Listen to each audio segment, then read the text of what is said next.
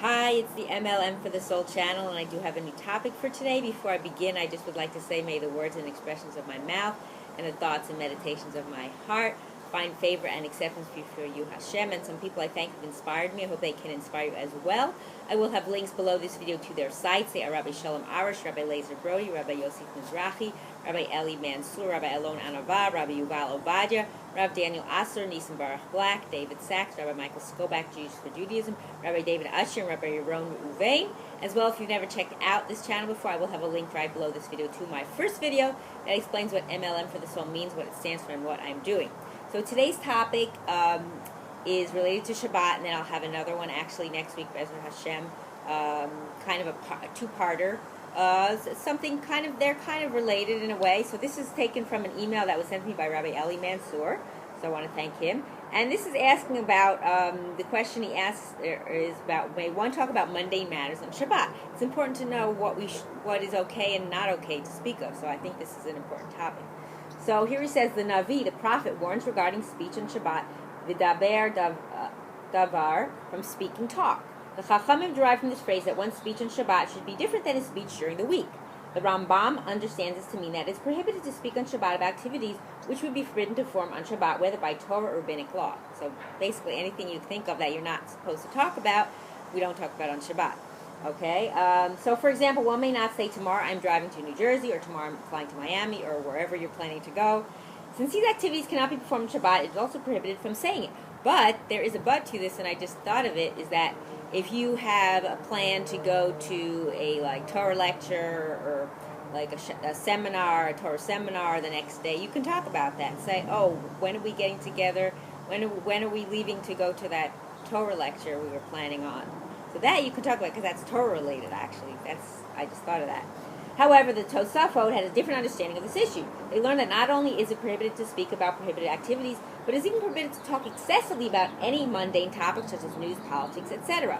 They cite an incident in the Midrash in which Rabbi Shimon rebuked his grandmother for talking too much in Shabbat about any subject. The Talmud Yerushalmi records that the Chachamim barely permitted saying Shalom on Shabbat. Of course, there was no issue with talking words of Torah, Tefillah, or Mussar.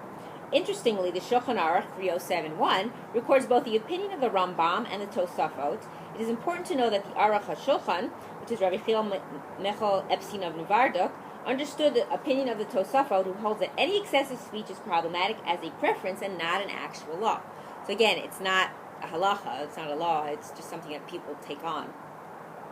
He proves this from the comment of the Rema, who adds that if a person derives enjoyment from talking about permitted topics, he may do so.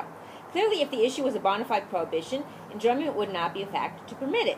The fact that someone may enjoy turning on lights is not justified by violating the Shabbat. Again, that's not a Shabbat pleasure. It's something that you want to do, but you're not allowed to do. Thus, even though the halacha says that one should curtail his speech in Shabbat, it is regarded as a midah chasidut, behavior of the righteous, to not talk. The Mishnah Berurah, Rabbi Yisrael Meir Kagan of Radin, cites a custom of certain tzaddikim to speak only Lashon HaKodesh, which is Hebrew, on Shabbat. Doing so enabled them to avoid idle speech. Other tzaddikim would engage in what's called Tanis Dibur, which is a day of silence every Shabbat. While this may seem extreme for most people, these practices underscore the lofty nature of Shabbat. It is not just a day for rest and relaxation. One should focus on the Shekhinah and the pursuit of holiness. For most people, refraining from speaking during the Torah reading is a challenge, but for the tzaddikim, the entire day of Shabbat was like one long Torah reading, and hence they refrained from speaking. I think this is good information that we should know about, that it's important to realize what we can and cannot say on Shabbat and what's prohibited and what's permitted. And it's preferable that we don't talk about things that are mundane. It's like, you're not planning to go to the store today because it's Shabbat, so why talk about that you're planning to go tomorrow? It has no value or no connection, so it's better to just, not talk about those things. So anyway, I just want to say in closing that I hope that we will all do what's right in the eyes of Hashem, and only holy things, especially on Shabbat, and that we will all merit to live and see the coming of Mashiach speedily in our days, and the rebuilding of our final and everlasting Beis HaMikdash. Amen. And thanks for watching.